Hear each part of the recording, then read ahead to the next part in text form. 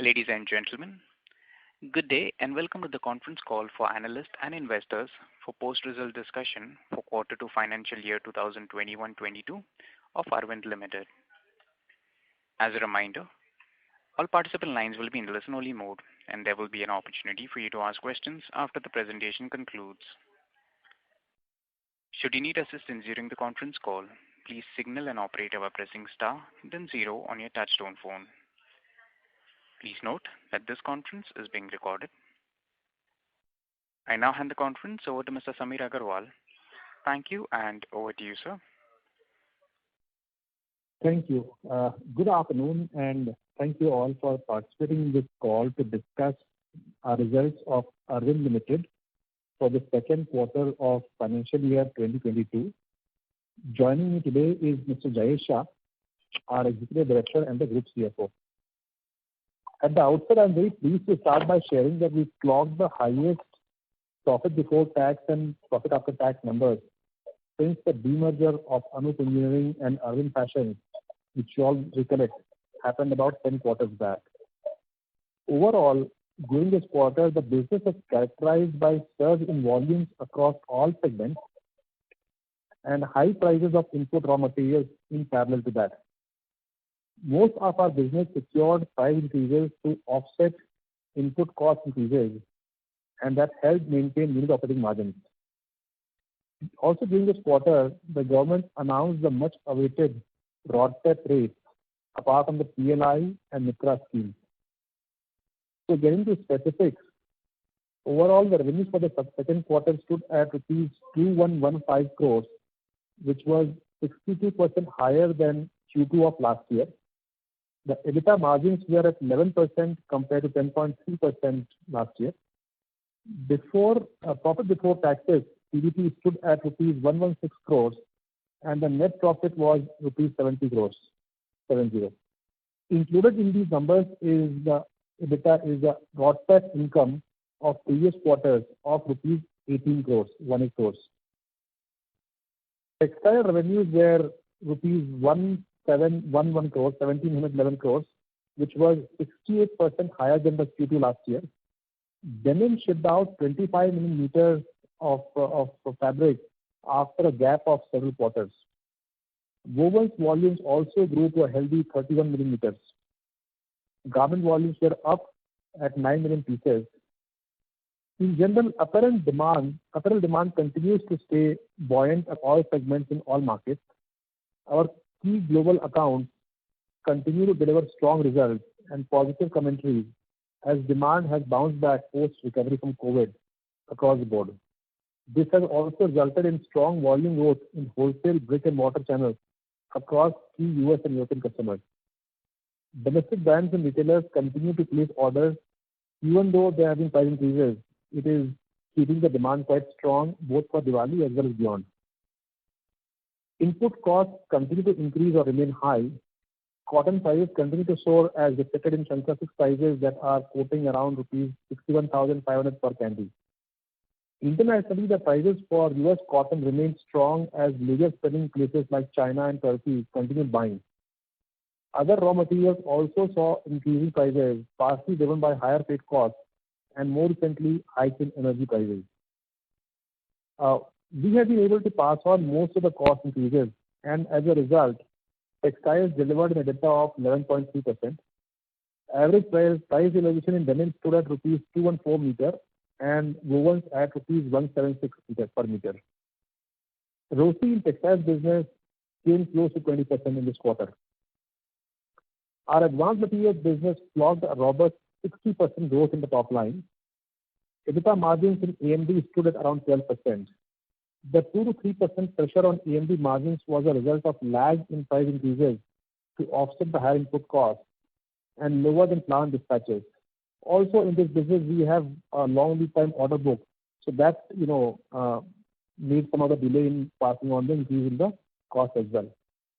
Net borrowings, which had increased from rupees 1950 crores in FY beginning to rupees 2141 crores by June 30th, came down to rupees 1881 as of 30th, 181 crores as of 30th September 2021. Looking forward with Q3, we expect the demand to continue staying strong. We expect revenues to grow by almost 40% on a year-on-year basis and 3 to 4% sequentially. We will continue managing the RM sourcing tightly while securing the corresponding price increases from key customers. As a result, we expect to improve our absolute EBITDA as compared to Q2 of current FY. We are also working on building up our investment plans to capture the opportunity opened up by the PLI schemes. We will share the details of the same at an appropriate time. Otherwise, we continue to be very calibrated in the capital expenditures with the aim of further reducing our net borrowing.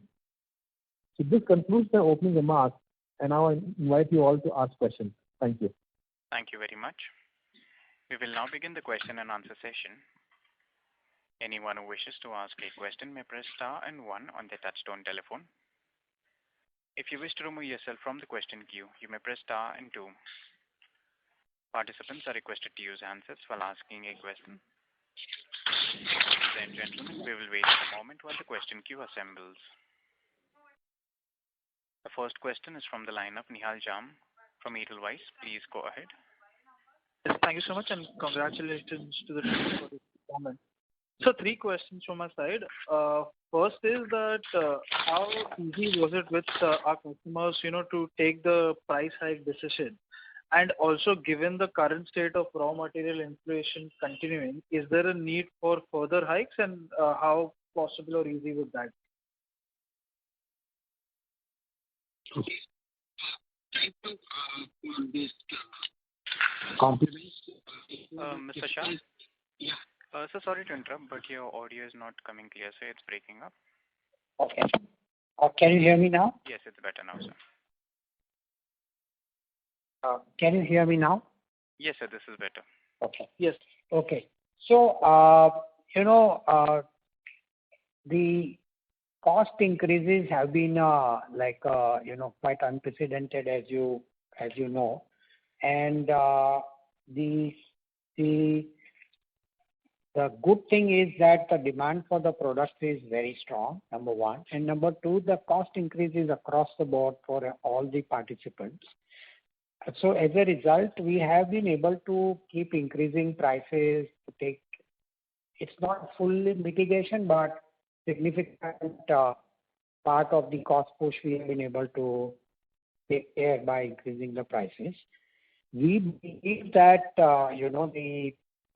the current price increases that you see, which is the last 1 month also, there have been further price increase, and there, as a consequence, you will see price increases in Q3 as well compared to what we had in Q2. It is a industry-wide phenomena led by commodity price increases. So all the brands all our customers do understand that. As you know, the cost of fabric in any garment, in any MRP of a garment, could be 15 to 20%. And a 5 to 10% increase in that will have to be factored in by the brands, and they do understand, and we are able to kind of increase prices. Of course, there is a lag effect because, every time you increase price, the cost keeps rising, even at a faster clip. So to that extent, you do have an impact on margin percentage, but we are more or less able to cover our unit cost increases.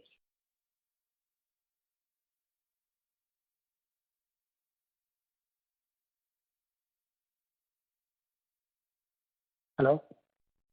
Mr. Nihal Jham, if you have any further questions. Yes, I'm so sorry. Am I audible? Yes, sir. Yeah. Thank you so much, Jayesh bhai, for that.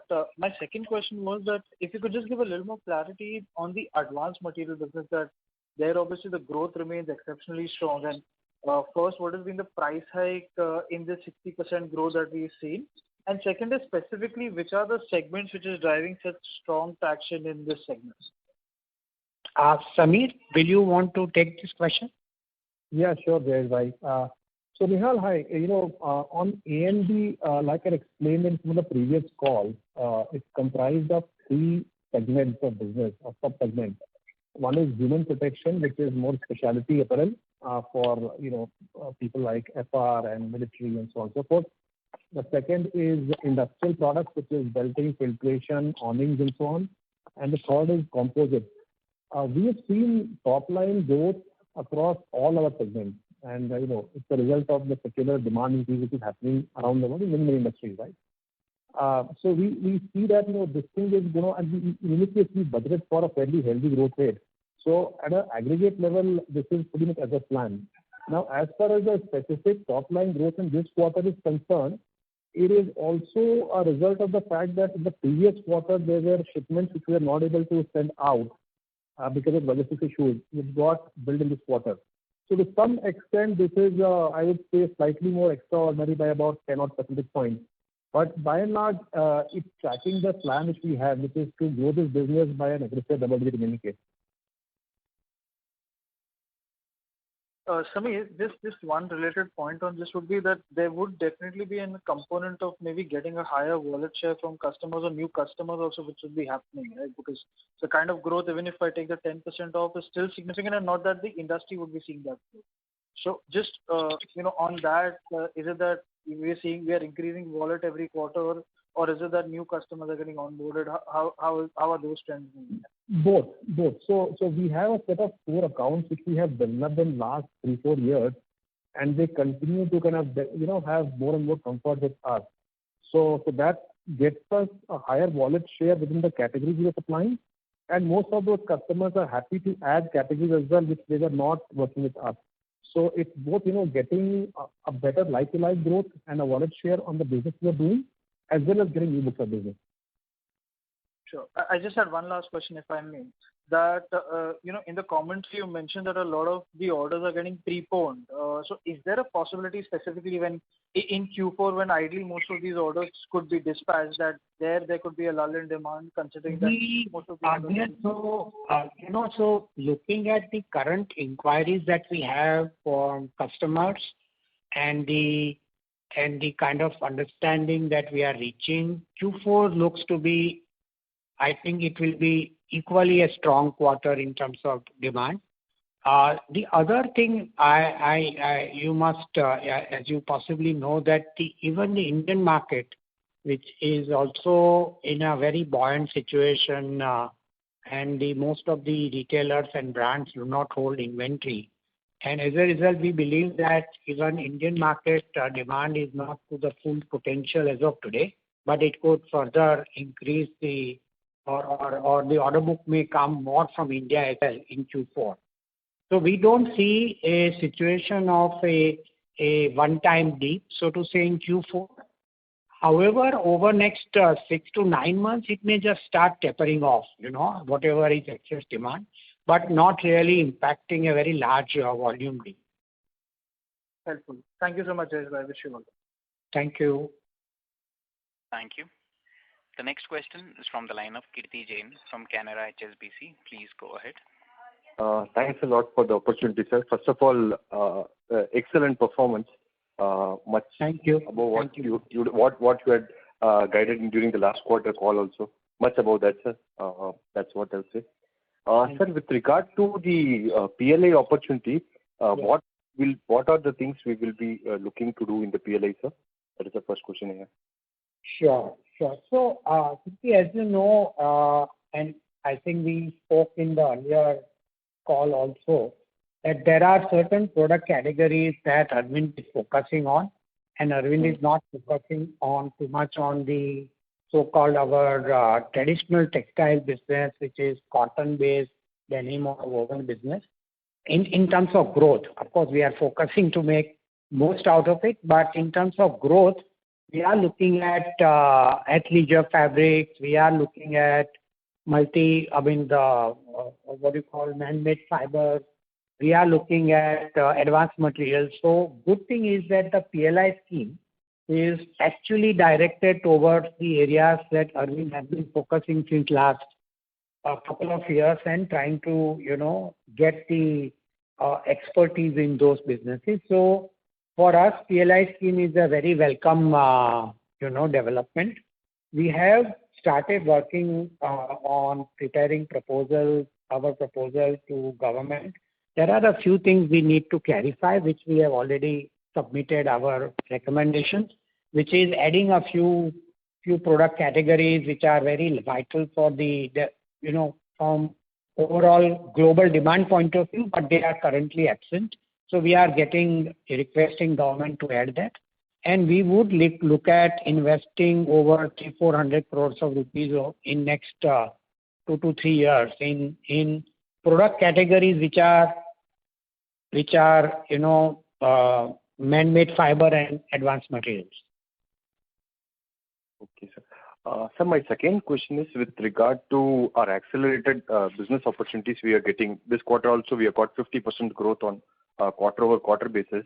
So given that our capacities are filling fast, what will be our capex plan for our textile business, sir? So, we have still the headroom to grow a little bit in denim. We have capacity to grow in woven. We have capacity to grow in our knits business. We have capacity to grow in garments. In fact, you will see garment volumes rising quite well in Q3 and Q4. In fact, Q2 also would have been good, but the delays in shipments could, resulted into lower volumes this quarter. So we have good amount of, still available opportunity to grow, and we have been, as you know, outsourcing a lot. So for us, even that opportunity exists. So I think for us to continue growing at between 8 and 10% for next year or so, we don't really need to invest substantially. And as I just said that we are preparing plans to invest 300 to 400 crores in the product categories that we talked about. So we are looking at a healthy growth over next couple of years on the volume side. So price will change based on the cost, but otherwise on the volume side. So the rupee value may change, but volumes will certainly keep rising. Okay, sir. So my last question, sir, when will you think the pricing power can improve for our textiles business? If you can give some highlight on that, that would be great, sir. I think, the fact that we are able to increase the prices in this situation is a good indication that we have, we have a bit of a goodwill in the market. Our products and our customers like our both product and service levels that we give them. So we are in a healthy situation, and I think the margin, if you look at percentage margin, if you were to not at the price, but if you were to convert that into percentage margin, if for example, if the rupee, or rather the cost push had not come, our percentage margin would have been significantly higher. It's just that it will remain on a lag effect till the prices settle down. So cost, when they settle down, you will see the EBITDA margin in percentage term to start catching up to a very high, reasonably decent number. So till that time, you are passing on the cost, you are making absolute unit contribution as much as you were making earlier, with some kind of a lag effect, but not necessarily in percentage term, because earning on such high cost push, a percentage on that would be difficult in a B2B business. Correct, sir. Sir, furthermore inflation is happening now, sir. So we are able to pass on that inflation now, sir, cotton as you told in the market. Yes, so I think, this price increase, I was just telling Nehal also on this question, that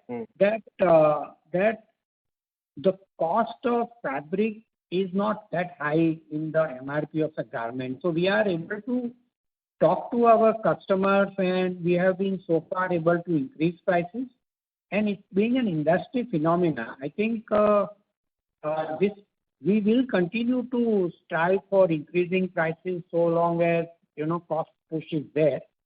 Other steps also we take, for example, increasing volume and getting operating leverage to kind of maintain our margin, and also re-engineering a product. We don't talk much about it, but that's also a very key component to be able to maintain profitability without affecting or fully passing on the cost push to the customer.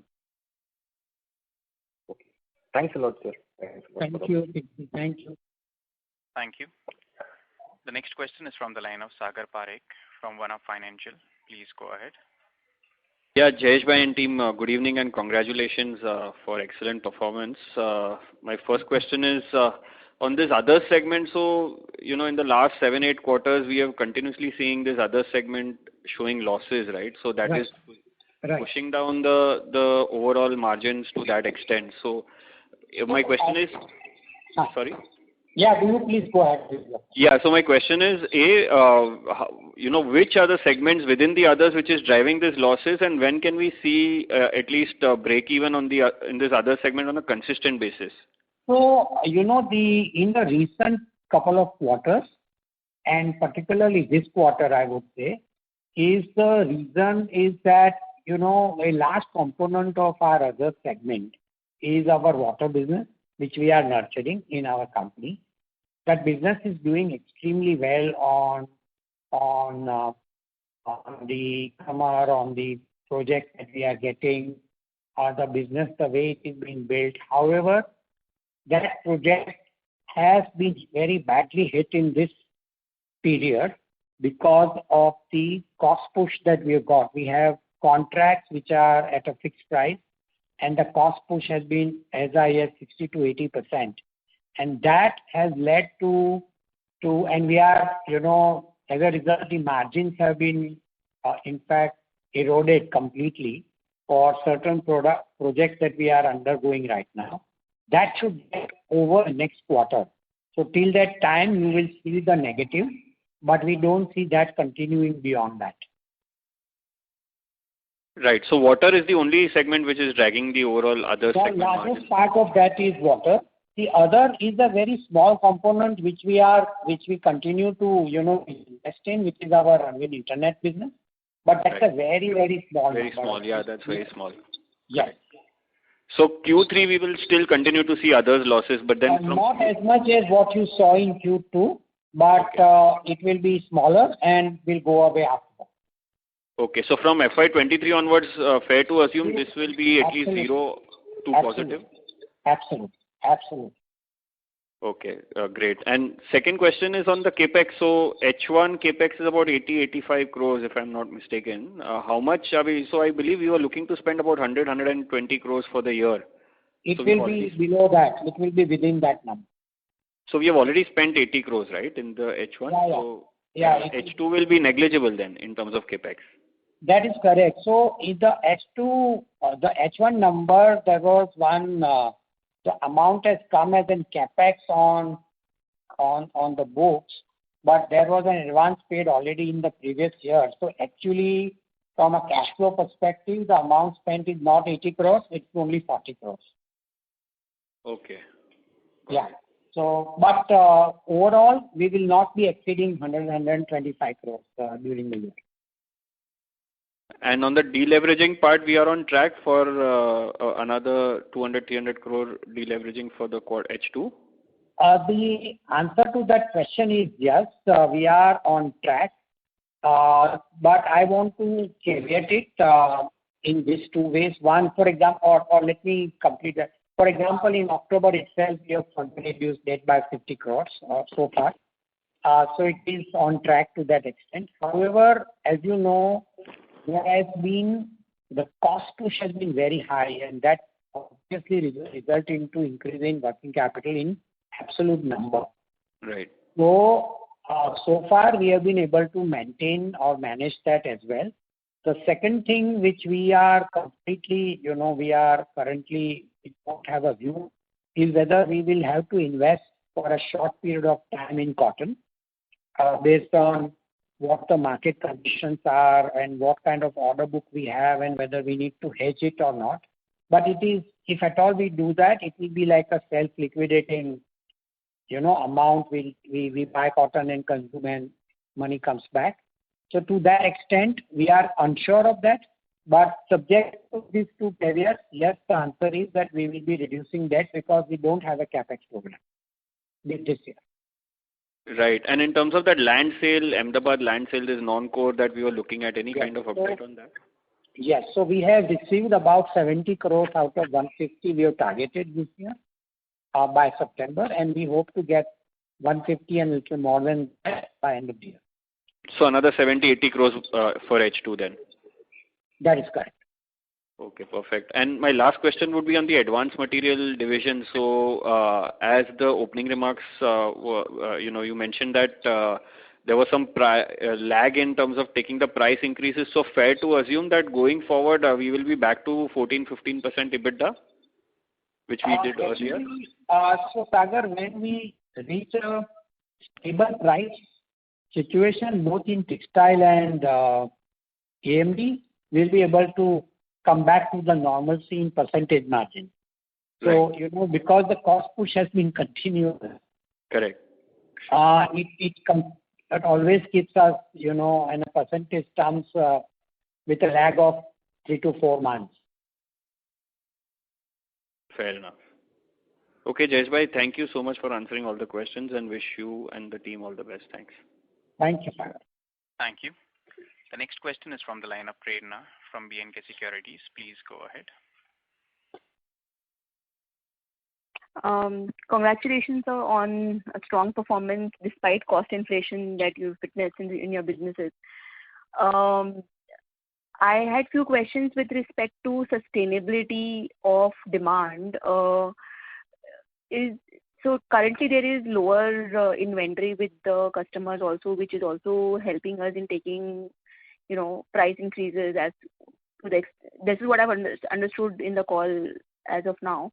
So could you please correct me and guide me on how strong is the demand in domestic and export market across businesses, and till when do you see that this lower inventory in the system for the customers would help us for the next few quarters? So I think, the key reason why I think the demand is strong is because customers are buying April. And because you have less inventory, there is a surge in volume. I don't think the surge in volume will continue. The way you saw 20 million becoming 25 million or 22 million of woven becoming 31 million. I don't think we will see a 10 million quarterly, nor do we have that capacity. I think the point is that whether the demand in the customer demand will continue. So we believe that, that phase of, the sudden spike which has come has led us to increase our capacity utilization to a very high level. From here on, the demand may remain stable or may go up by a percentage 2 or 3, but it will not be a surge in the demand that you saw in the recent past. The reason what we were trying to explain to you was why you see a surge in the sales or the volumes in the quarter 2. Okay. So not for all times to come that there would be such low inventory or surge in the customer demand. The second thing is that there are factors which we have discussed in the past also, which is helping Indian industry in general, textile industry in general, which is China plus factor, which is also, as we have onboarded several customers, we have got demand and orders for products from the same customers that we were servicing, which they were not buying from. So those are additional factors why we feel that the demand for us, at least for the capacity that we have, and additional 8 to 10% that we want to grow, should not be a major area of concern. Okay. And sir, how are we placed in garment business now? We've seen improvement in utilization. You're saying improvement further. It's a very good situation we are in. We have significant improvements. Our plants are completely full. and you will see we would have, had there not been a delay in shipments because of containers and all, you would have seen that in Q2, but you will certainly see that in Q3. So, sir, what could be our annual? I think we are hoping to end the year at a run rate of 50 million garments. Sorry, I didn't hear you properly, sir. So let me run rate of 50 million garment in Q4. Okay. This is actually a very encouraging sign because you've mentioned about your capacity being 55 million pieces approximately. So there will be capacity expansion in garments also. And how is the profitability in that business? Because you mentioned about unit margins in woven and denim, but it has improved considerably because of the utilization, number one. And as you know, the ROCL rates, which were scrap, also been restored. So with that, the margins are going towards, they have not reached, but somewhere it is inching towards double digit, and we hope that when we end the year or in the quarter one, we should be there. Okay. And sir, one clarity on PLI scheme. The scheme is quite restrictive in terms of 25% growth every year on the capex that you do. So based on the asset turnover in textile business, is it possible to achieve those kind of growth every year? Because I've not seen any company delivering 25% growth in any capex that has been done in 5 years. So government has been very intelligent in favoring this. So let me try and explain to you what they have tried to do. What they are saying is that you invest 300 or 100 crores and you achieve 600 crore sales in year one. These are the criteria. Okay? And then you achieve 35% more every year. That's another criteria. But what they are not telling you, or what they have not written, or what they have not stopped you from doing, is to do incremental investment year on year. Okay? And keep achieving the turnover. So that's interesting. 300 is not the max investment, it's the mean investment. Okay. So you can invest further every year and attain that kind of growth. Exactly. That is also okay. That is the thinking of government. They are pushing you to do that. Okay. Understood, sir. And so last question on AMD. Is the current run rate sustainable of around 300 crores every quarter? Over to you, Samir. So I must say, there is a cost inflation as well in that the revenue. But Samir, you want to answer about these revenue targets and how you Prerna, like I mentioned earlier, we have ambitious plans and solid double-digit growth is something directionally I would say we are on track, and I think there is enough headroom. Okay. Now specifically, some part of what you saw in Q2 obviously is a result of some postponement of shipping and some cost inflation. So to that extent, those two factors will not be playing in all the future quarters, and hence what you saw in Q2 will not repeat exactly as it is. But directionally, we are on to have the kind of solid double-digit growth for sure. Okay. Understood, sir. So thank you for answering my questions. It's quite helpful. Thank you. Thank you. Thank you. The next question is from the line of Sanjay Shah from KSA Securities. Please go ahead. Good evening, sir. Thanks for the opportunity. So my question was regarding, as you cited, a very optimistic view about the domestic demand, where there is still very low inventory lying with the manufacturers. So how do you see the trend internationally, since our export is more than 60%, if I'm not wrong, and we have seen good tailwinds and headwinds both on that side. Can you run us on that side, how we are doing on export and what you see future about it? I think export demand in general is very, very strong. And right now, as you know, U.S. market demand in general for all product categories is very strong, not only textile. And that applies to us also. That's one I would say reason why export demand is strong is because the demand in both Europe and US is stronger. The second is, as we have discussed in the past, is that there has been challenges in terms of supplies from China and now Vietnam as well, for various reasons, including some cotton and human rights related reasons and all. And as a result, there has been a shift in supply chain, also from those parts to India. And I think as a result, we are seeing a continued strong inquiry and interest from our customers in both Europe and US. And how about these logistic issues and all? Are they becoming a hurdle to us right now?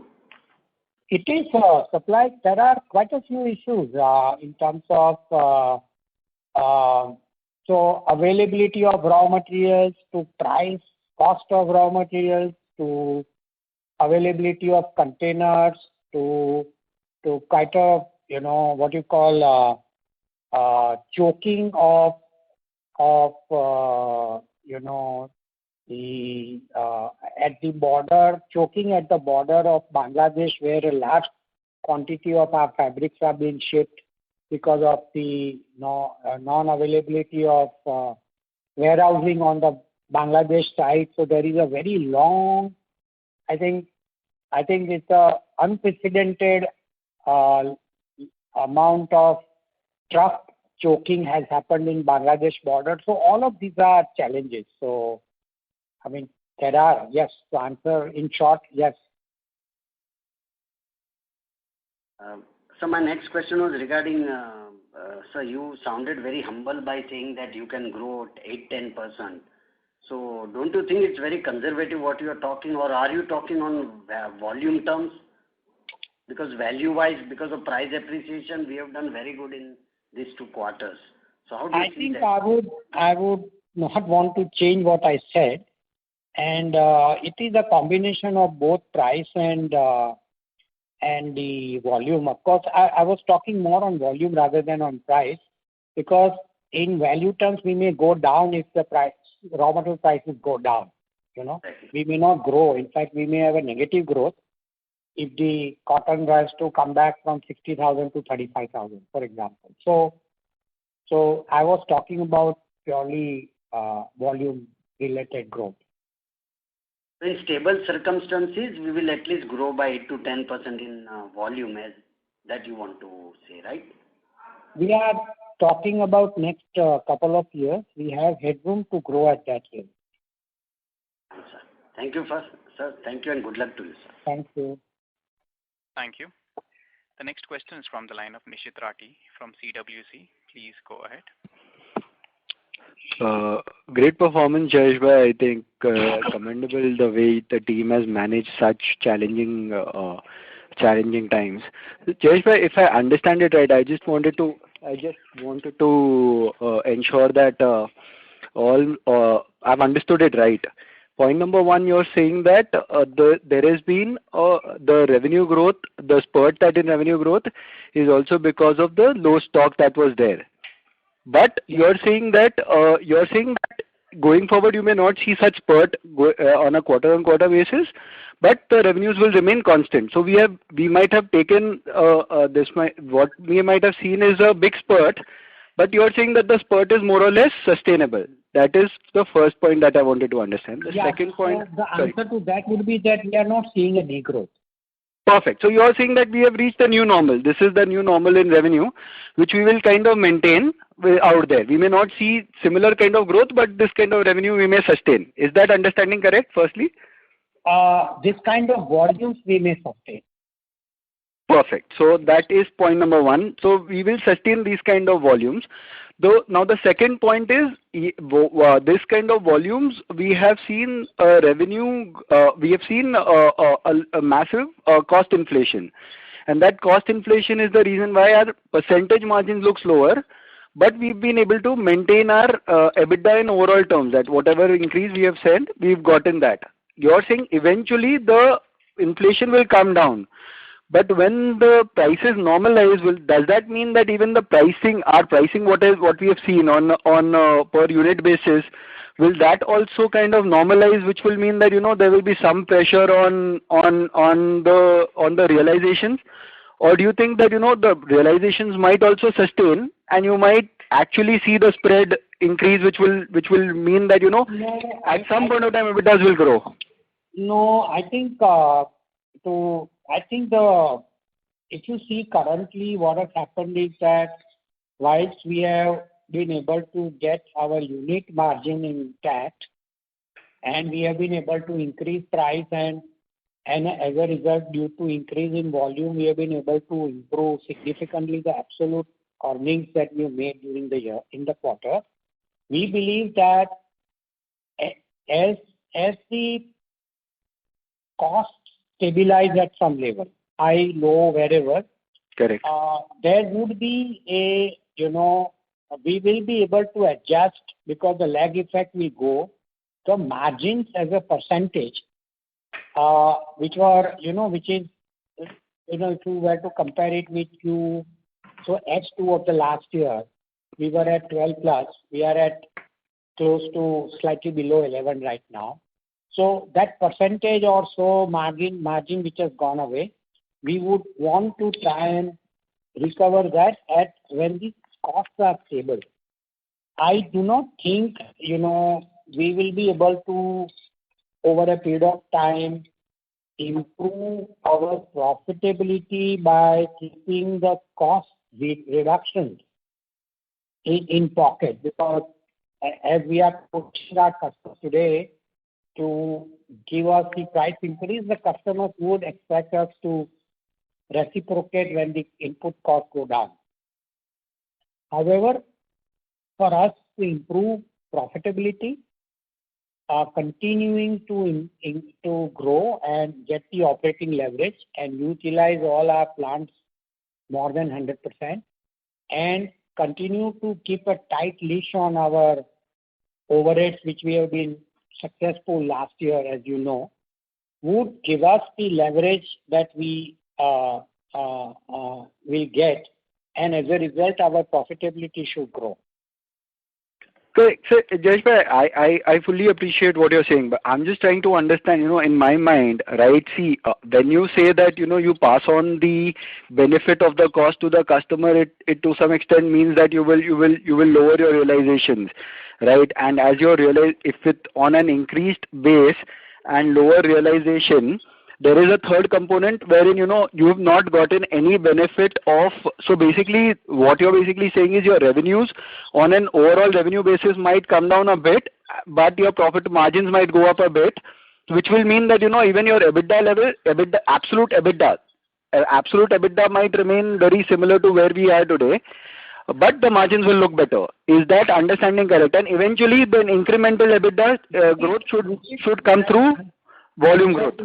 Answer to that is yes, but that's more arithmetic. But our effort should be to increase EBITDA by improving efficiencies, by utilizing plants more, by re-engineering products, by improving service levels. So our effort will be to not remain where we are. Our effort will be to keep going ahead and improve our overall absolute and relative performance of the